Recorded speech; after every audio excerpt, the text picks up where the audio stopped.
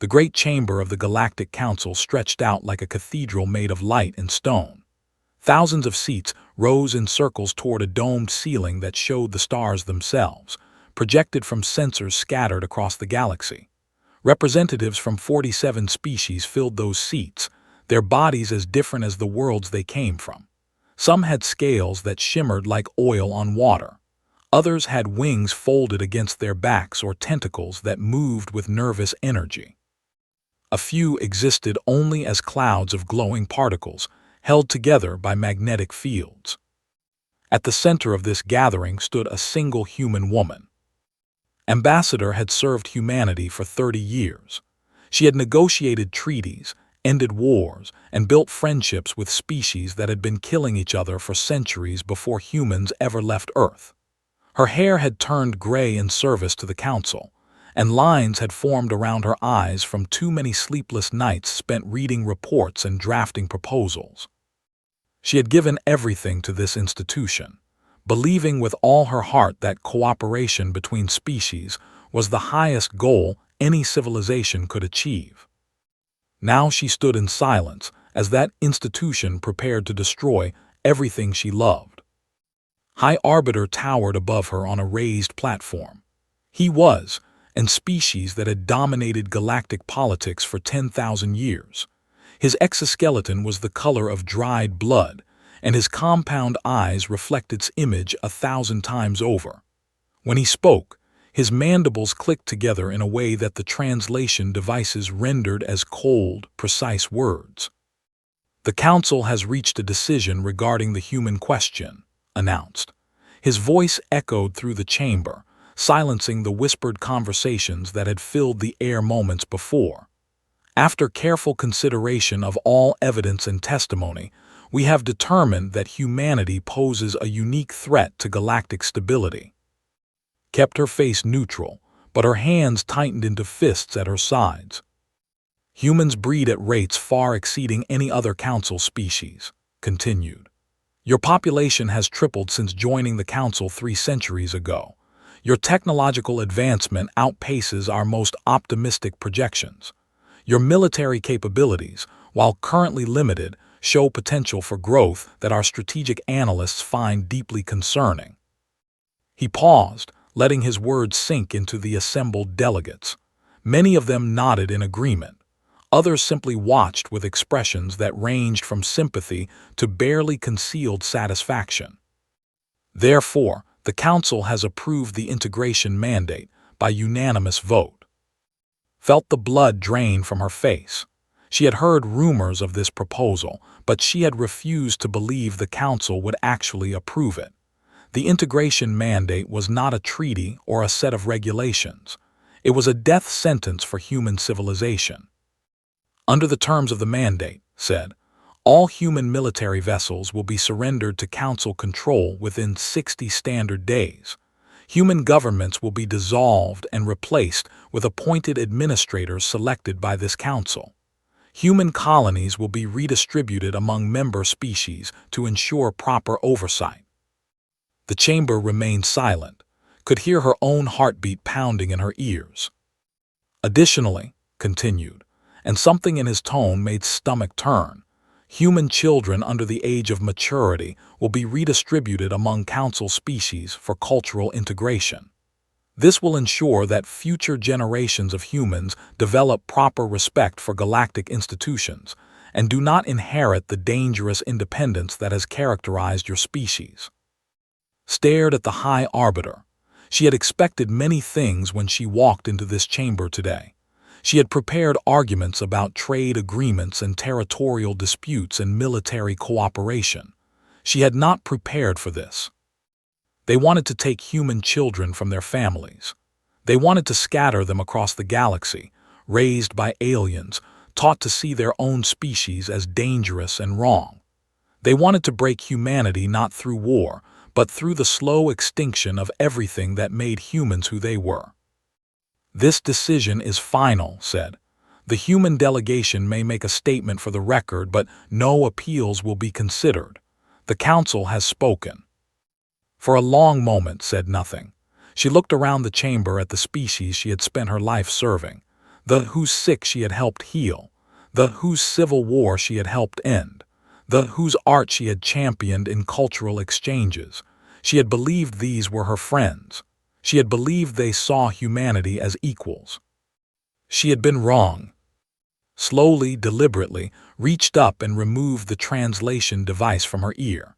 She set it on the podium in front of her. When she spoke in English, knowing that most of the chamber would not understand her words until their own devices caught up. 300 years ago, humanity joined this council, she said.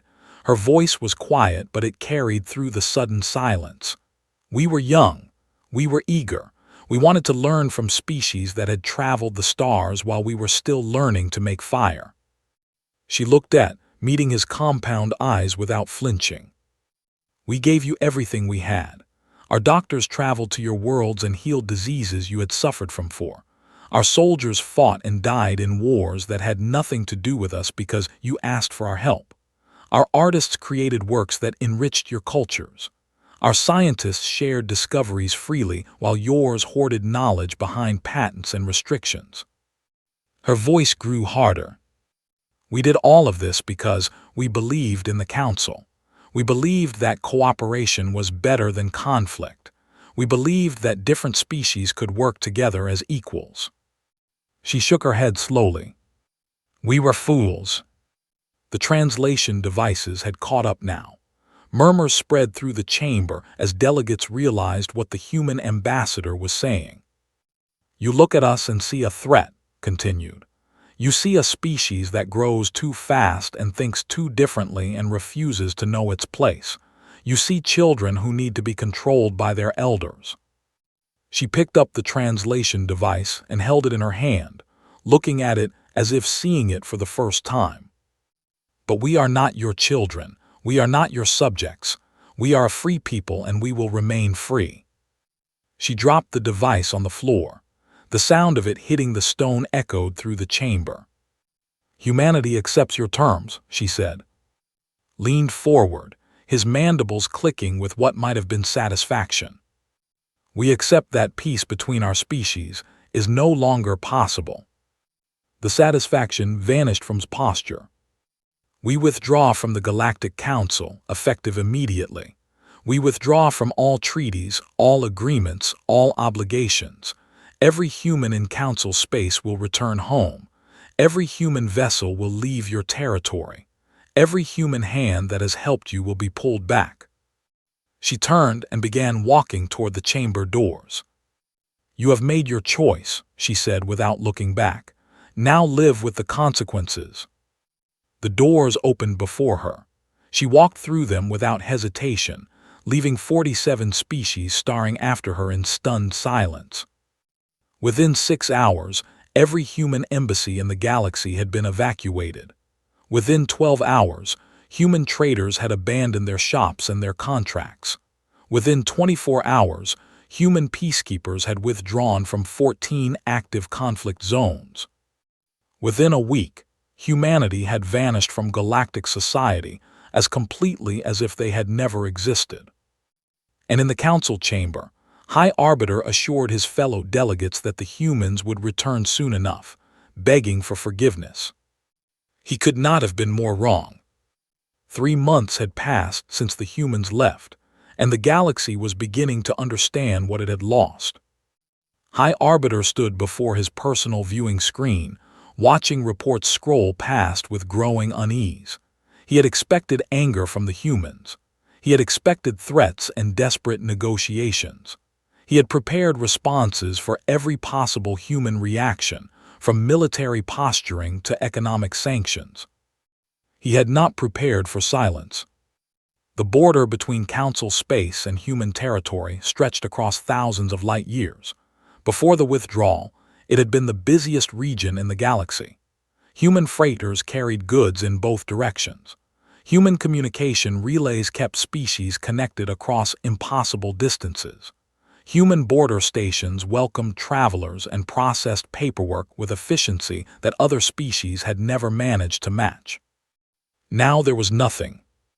The freighters had stopped. The communication relays had been shut down. The border station stood empty, their lights dark, their docking bays sealed.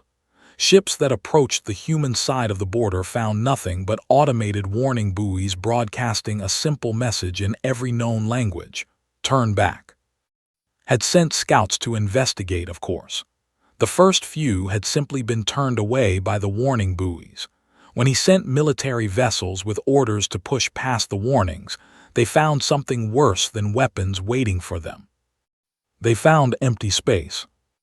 The human colonies closest to the border had been abandoned. Cities that had housed millions of people stood silent and dark. Factories that had produced goods for half the galaxy had been stripped of equipment. Farms that had fed entire sectors had been left to return to wilderness. The humans had not destroyed anything. They had simply taken everything of value and left. Where did they go? Demanded of his advisors. None of them had answers. The situation was becoming desperate. They were an ancient species, their civilization stretching back nearly 100,000 years. They had mastered genetic engineering before humans had learned to speak. They had built space stations the size of moons and terraformed worlds to match their precise specifications. But they had never developed proper pharmaceutical manufacturing. For the past 2 centuries, they had imported human medicines. Human doctors had developed treatments for diseases that scientists had struggled with for. Human factories had produced these medicines cheaply and efficiently, shipping them across the galaxy in quantities that ensured every world had access. Now the shipments had stopped. Avda stood before her own council, trying to explain a crisis that should have been impossible. They had stockpiles, she assured them. They had reserves that would last months, perhaps even a year if they rationed carefully. But the diseases would not wait. A respiratory infection that human medicine had reduced to a minor inconvenience was spreading through the northern continent. Without treatment, it would kill perhaps 3% of those infected. That did not sound like much until you calculated 3% of 8 billion people. Contact the humans, her council demanded. Apologize, offer them whatever they want. Had tried. Every message she sent toward human space bounced back unanswered. Every diplomatic channel had been closed. The humans were not negotiating because there was nothing to negotiate. They had made their position clear when they left. They were done with the council. The problem was different but equally troubling.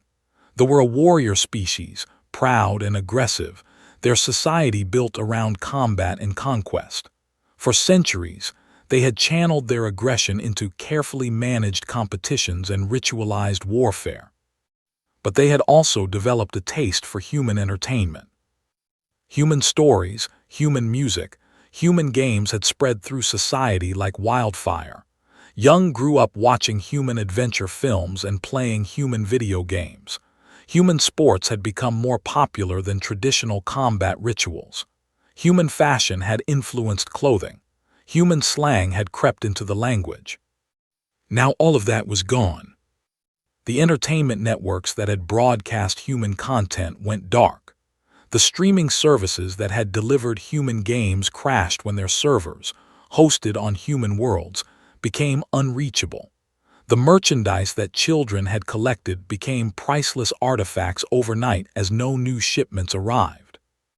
The population grew restless. Young who had grown up on human entertainment found traditional culture boring and violent. Without the outlet that human media had provided, old tensions began to resurface. Border skirmishes that had been dormant for decades flared up again. The Council had hoped that cutting humanity off would make the galaxy safer. Instead, it was making everything worse. On Earth, President Daniel Hayes stood before the cameras and addressed humanity for the first time since the withdrawal. Behind him, the skyline of New Geneva stretched toward the clouds, but something had changed. Construction drones filled the air, more than anyone had ever seen before. Massive structures were rising on the outskirts of the city, their purpose unclear but their scale breathtaking. "My fellow humans," Daniel said, his voice calm and steady. 3 months ago, the Galactic Council informed us that we were too dangerous to be free. They demanded our ships, our governments, and our children. They wanted to break us apart and scatter us among species that see us as threats to be managed rather than partners to be respected. He paused, letting the weight of those words settle. We refused. The construction drones continued their work behind him, moving in patterns too complex for the cameras to follow. For 300 years, we gave the Council everything we had. We believed in their vision of a united galaxy. We sacrificed our sons and daughters in their wars. We shared our knowledge and our culture freely. And when we asked for nothing but the right to remain free, they told us we were too dangerous to be trusted. His expression hardened. They were right. The words hung in the air.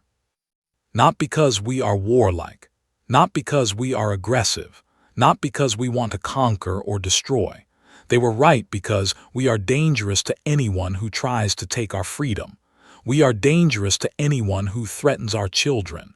We are dangerous to anyone who mistakes our kindness for weakness. He gestured to the construction behind him. For 3 months we have been silent. We have not threatened. We have not begged. We have simply worked. Every human world has been focused on a single goal, ensuring that we will never again be vulnerable to the whims of species who see us as lesser beings. He looked directly into the camera. The Council believes we will come crawling back. They believe we cannot survive without them. They are about to learn how wrong they are. The broadcast ended. Across human space, billions of people returned to their work. Scientists labored in laboratories. Engineers built machines that should have been impossible. Soldiers trained for wars they hoped would never come. And in the Council chamber, High Arbiter watched the human broadcast with growing concern. He had been so certain that humanity would break. He had been so confident that a few months of isolation would bring them to their knees. Instead, they seemed stronger than ever. He pushed the concern aside. Humanity was young. They had been spacefaring for barely 5 centuries. Whatever they were building, it could not possibly match the combined might of 47 species with thousands of years of technological development. He would be patient. He would wait. And when the humans finally came begging, he would make them pay for every moment of defiance. It was the biggest mistake of his long life. 1 year had passed since humanity vanished from galactic society, and High Arbiter had finally lost patience. The Council chamber was filled with tension as he announced his decision. The Liberation Fleet would cross into human space and bring the rebellious species back under control. 40,000 warships from 12 different species would participate, representing the largest military force assembled in galactic history. The humans have had time to reconsider, declared, his mandibles clicking with anticipation. They have chosen isolation over cooperation. Now they will learn that no species can stand alone against the united will of the Council. Of the Rose to object.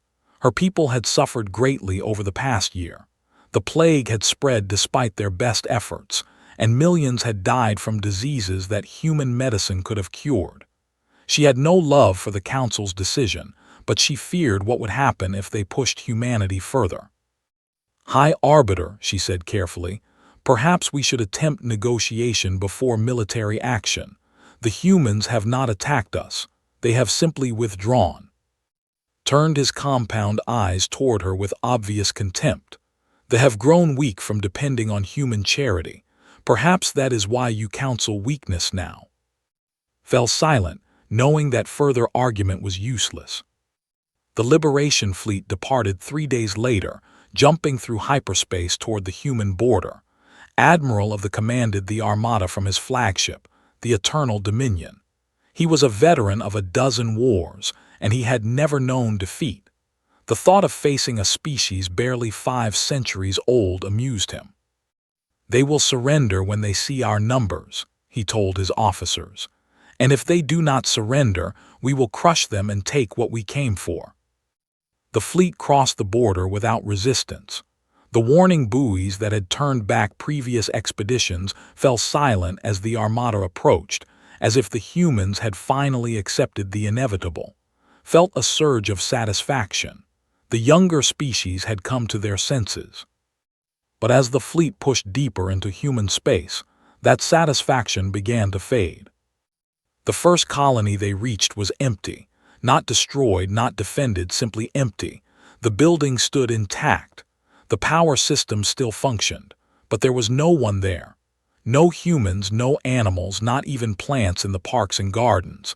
Everything biological had been removed. The second colony was the same, and the third, and the 10th. "Where are they?" demanded of his scanning officers. They had no answers. Human space had been home to nearly 50 billion people before the withdrawal. Those people had to be somewhere. They could not simply have vanished. But it seemed they had. The fleet pressed on toward the Sol system, the heart of human civilization. Earth itself awaited them, the birthplace of humanity, the world that had sent its children to the stars. Whatever was happening, the answers would be there. They arrived at the edge of the Sol system and found nothing. Stared at his displays in disbelief. He checked the coordinates 3 times. He had his navigation officers verify their position against every known reference point. There was no mistake. Earth was gone. Not destroyed. There was no debris field, no radiation signature, no evidence of any weapon. The planet had simply been removed from its orbit as if it had never existed. The moon that had circled Earth for billions of years was also missing. Mars showed signs of recent activity but was equally deserted. "That is impossible," whispered. His science officers scrambled to explain what they were seeing. Planets did not simply disappear. The gravitational effects alone should have been catastrophic. The other planets in the system should have been thrown into chaos by the sudden removal of Earth's mass. But the system was stable. Whatever the humans had done, they had done it perfectly. "Admiral," one of his officers said, his voice shaking, "we are detecting a signal." A small satellite orbited the empty space where Earth had once been. It was broadcasting on all frequencies, repeating a single message over and over. Ordered it displayed on his screen. A human woman appeared. She wore a military uniform and spoke with a calm that bordered on boredom, as if addressing a fleet of 40,000 warships was the least interesting part of her day. "I am Captain Laura of the United Human Navy," she said. "You are trespassing in sovereign human space. We have no interest in your fleet, your council, or your ultimatums." She paused, and something that might have been amusement flickered across her face. "As you have noticed, we have relocated We have also relocated our colonies, our people, and everything we care about. You will not find us. You will not catch us. We have moved beyond your reach." Felt cold despite the regulated temperature of his command deck. "Do not attempt to search for us. Do not attempt to contact us. We will not respond. Your presence here accomplishes nothing except to waste your fuel and our time." The woman leaned slightly toward the camera. "Go home, Admiral. Tell your High Arbiter that humanity sends its regards. Tell him that we have not forgotten what the Council tried to do.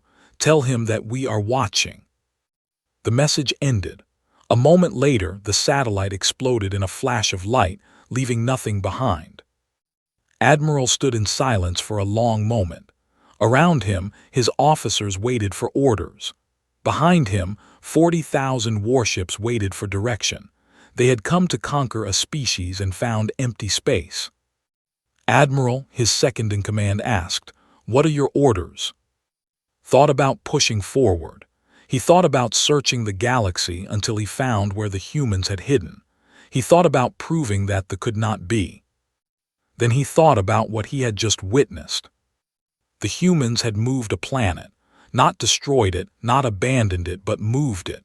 They had picked up their entire world and carried it somewhere else, somewhere no one could find them. They had done this in less than a year. His species had spent 10,000 years developing faster-than-light travel. They had considered it the greatest achievement in their history, and the humans had casually demonstrated technology that made hyperspace look like a child's toy. "We return home," said quietly. "Sorry." "We return home," he repeated louder. "There is nothing for us here." The Liberation fleet turned and began the long journey back to Council space. Behind them, the Sol system sat empty and silent, keeping its secrets. When delivered his report to the Council, the chamber fell into chaos.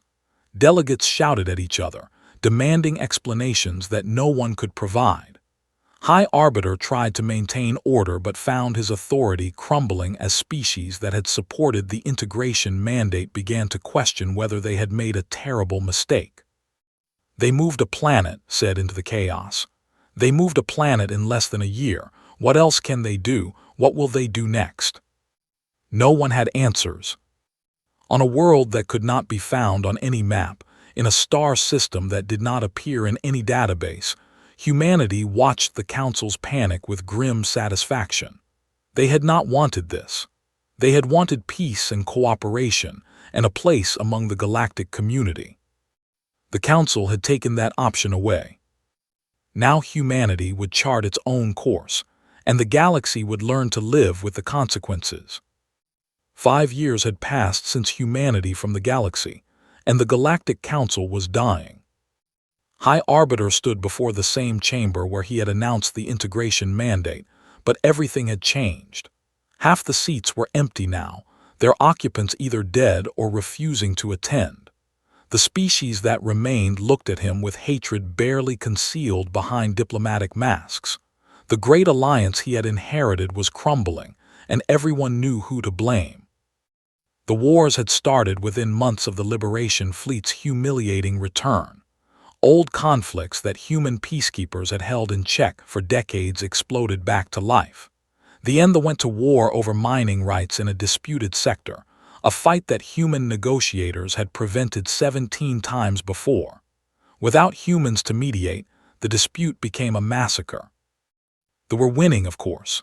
They were born for combat, their entire society built around the glory of battle, but victory was costing them more than they had expected.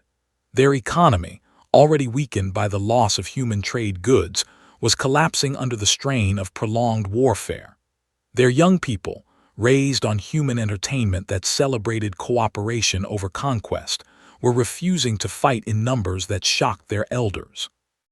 They were losing soldiers and civilians by the millions, but worse than the military losses was the plague. The respiratory infection that human medicine had controlled so easily had mutated 3 times in 5 years. Each mutation made it deadlier and harder to treat. Scientists worked frantically to develop their own cure, but they had relied on human pharmaceutical knowledge for so long that they had forgotten how to innovate. Had aged 20 years in 5. Her scales had lost their luster, and her movements carried the weight of constant grief. She had watched her people die by the hundreds of millions, while the Council debated and delayed and accomplished nothing. "This is your fault," she told during one particularly heated session. "You drove away the only species that actually helped us. You threatened their children and expected them to submit. Now look at what your arrogance has cost us." Had no defense. He could only cling to his position and hope that something would change. Other crises across Council space. The communication networks that humans had maintained began failing, isolating worlds that had depended on instant contact with the rest of the galaxy. Trade routes collapsed as the neutral human merchants who had carried goods between hostile species disappeared. Scientific collaboration ground to a halt as research institutions that had shared data through human-run exchanges found themselves cut off from their partners.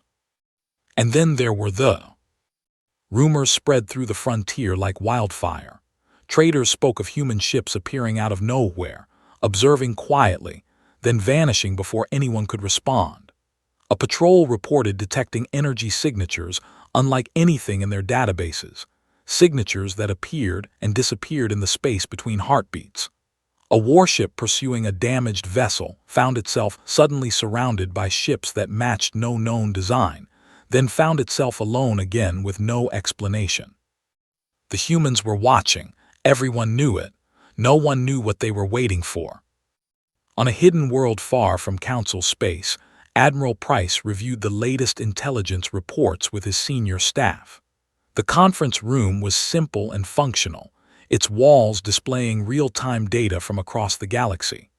Through the window behind him, the relocated Earth hung in an alien sky, surrounded by moons that had been moved along with it. "The Council is fracturing faster than we expected," said Dr. Cole, head of the Advanced Research Division. She was older now, her hair showing streaks of gray, but her mind remained as sharp as ever. "The plague has killed over 2 billion people. The war has killed another 500 million. At this rate, they will tear themselves apart within a decade." General Grant, commander of the Home Defense Force, shifted uncomfortably in his seat. He was a soldier, trained to protect humanity from external threats. Watching other species destroy themselves did not sit well with him. "Should we intervene?" he asked. "We have the medicine they need. We could end their plague tomorrow if we chose." Considered the question carefully. 5 years ago, the answer would have been obvious. Humanity had always helped those in need. It was part of who they were. But 5 years ago, the Council had tried to steal their children. "Not yet," he said finally. "They need to understand what they lost. They need to feel the consequences of their choices." Nodded in agreement, but looked troubled. "How long do we wait?" the general asked. "How many more have to die before we decide they have learned their lesson?" Turned to look out the window at the Earth hanging in the sky. His daughter was down there, living in a city that had been rebuilt on a world no enemy could find. His played in parks under an alien sun, safe because humanity had chosen to protect itself rather than submit. "I do not know," he admitted. "But I know this, we cannot go back to the way things were. If we help them now, they will see it as weakness. They will think we need them. We have to wait until they understand that we are helping them because we choose to, not because we must." The meeting continued, but could not shake his unease. He had joined the military to protect people. Watching billions die from a preventable disease felt like a betrayal of everything he believed in. That night he stood alone on an observation deck, watching the stars. Somewhere out there, children were dying from a plague that human medicine could cure. Somewhere out there, soldiers were killing each other in wars that human diplomats could end. The Council had tried to enslave humanity, and humanity had responded by abandoning the galaxy to its fate. He understood the logic. He even agreed with it in a cold and rational way. But he could not help wondering what kind of species they were becoming. The answer came 3 days later, whence message reached human space. She had transmitted it without authorization, risking everything to reach the species her people had helped to betray. Her words were simple and direct, stripped of diplomatic language. "We were wrong. We were afraid of you because you were different, because you grew faster than we expected, because you made us feel small and obsolete. We let that fear drive us to cruelty. Please, help us. Not because we deserve it, but because you are better than we are. You always were." Watched the message in silence. When it ended, he looked at his staff. "No response," he said. Started to object, but held up a hand. "Not yet, but soon." He turned back to the window. "Let them remember this moment. Let them remember how it felt to beg for help from the species they tried to destroy. And when we finally answer, let them remember that we came because we chose to, not because they asked." The stars continued their eternal dance, indifferent to the suffering below. And somewhere in the darkness between worlds, humanity waited, watching, preparing for a return that would change everything. 20 years had passed since humanity from the galaxy, and no one alive remembered a time before the silence. A generation of aliens had grown up hearing stories about the humans. Parents told their children about the strange, soft-skinned creatures who had once walked among them, healing the sick and building bridges between enemies. Teachers taught lessons about the integration mandate and the great mistake that had driven humanity away. Priests and philosophers debated whether the humans would ever return and what their return might mean. The council still existed, but it was a shadow of what it had once been.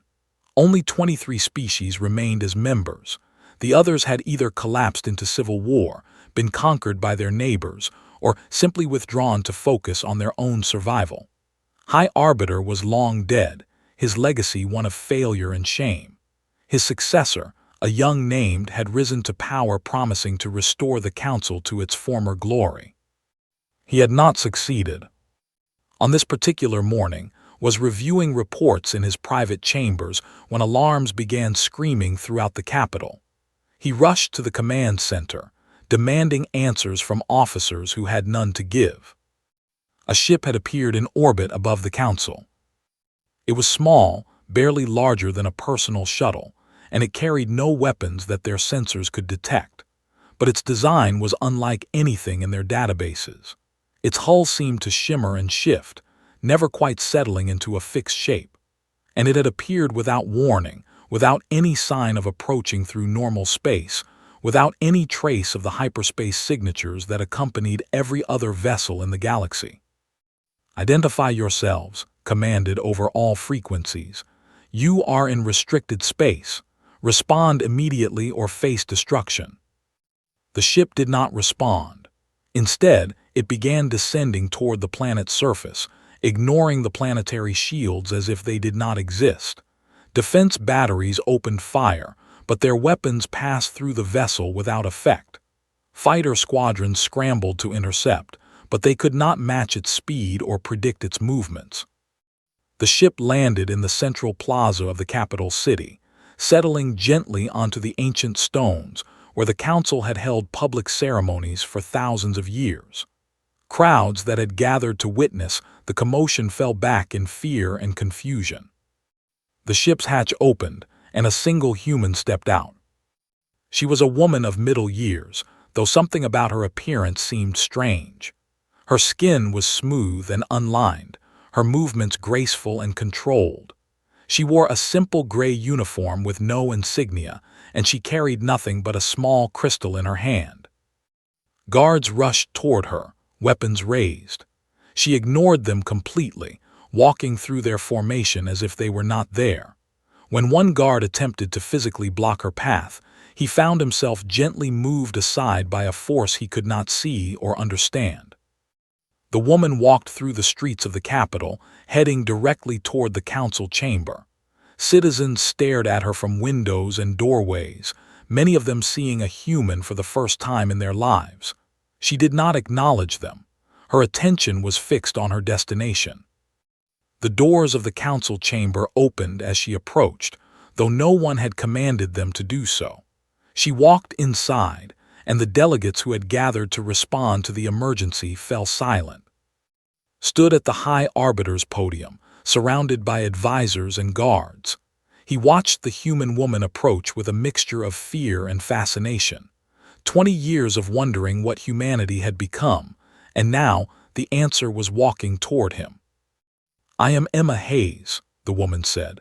Her voice was calm and clear, carrying easily through the vast chamber without any apparent amplification.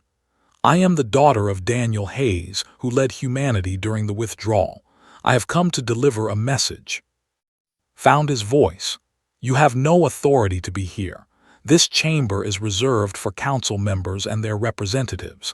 Humanity abandoned its seat 20 years ago." Emma smiled slightly, and there was something sad in the expression. "We did not abandon anything. You tried to take our children, you tried to destroy us. We simply chose to survive." She looked around the chamber at the assembled delegates. Many of them were species she had never seen, born after the withdrawal. Others were older, carrying memories of the galaxy that had existed before. 20 years ago you tried to enslave us," she said. "You failed. In the time since, we have advanced beyond anything you can imagine. We can move stars. We can bend the fabric of space. We can exist in dimensions your science says are impossible." She held up the crystal in her hand. We have watched your wars. We have watched your plagues. We have watched you tear yourselves apart over conflicts that human diplomats could have resolved in an afternoon. Her voice hardened. We could destroy you. Every planet, every ship, every trace of your civilizations gone in an instant. We have that power. We have had that power for 15 years. The chamber was absolutely silent. No one moved. No one breathed. But we choose not to. Emma walked forward and placed the crystal on the podium in front of. This contains the cure for the plague, which has now spread to 17 other species. It contains medical advances that will double the of every species represented in this chamber. It contains technology that will end the wars you have been fighting since we left. She stepped back. We are giving you this freely, without conditions, not because you deserve it, not because you asked for it, because we remember what we used to believe about cooperation between species, because we still believe that the galaxy can be better than it has been. Stared at her. Why, after everything we did to you, why would you help us? Emma was quiet for a moment, considering the question. Because hatred is exhausting, she said finally. Because revenge is empty. Because our children deserve to grow up in a galaxy that is at peace, even if that peace was not given to them. She turned to address the full chamber. Humanity is not returning to the Council. We will never again be subject to your votes and your mandates. We have built our own civilization, and we will continue to develop it on our own terms. She paused. But we are not your enemies. We never wanted to be your enemies. We only wanted to be left in peace, and when you threatened that peace, we protected ourselves. She began walking toward the door. This is our offer. Take what we have given you. Use it to rebuild. Use it to heal, or throw it away and continue destroying each other. The choice is yours. She stopped at the threshold and looked back. And if you ever threaten us again, if you ever try to take what is ours, we will not be so merciful. We will not leave and hide. We will end you so completely that the galaxy will forget you ever existed. Her expression softened. But I do not think that will happen. I think you have learned. I think, in 20 years of suffering, you have finally understood that humanity is not a threat to be managed but a partner to be respected. She smiled, and this time it reached her eyes. Welcome to the new galaxy. Try not to mess it up. Emma Hayes walked out of the council chamber, boarded her impossible ship, and vanished into the sky. Behind her, the crystal sat on the podium, glowing softly with the promise of salvation. For a long moment, no one moved, then reached out and picked up the crystal. Distribute this to every medical facility in council space, he said quietly. Immediately. No one argued. No one debated. For the first time in 20 years, the council acted with unity and purpose. In the months that followed, the plague was cured. The wars ended. Species that had been killing each other for decades sat down and negotiated peace.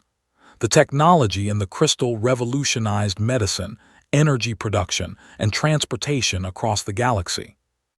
And somewhere beyond the edge of known space, on a world that could not be found, humanity watched and waited. They had given the galaxy a second chance. They hoped it would be enough. But if it was not, they would be ready. They always would be.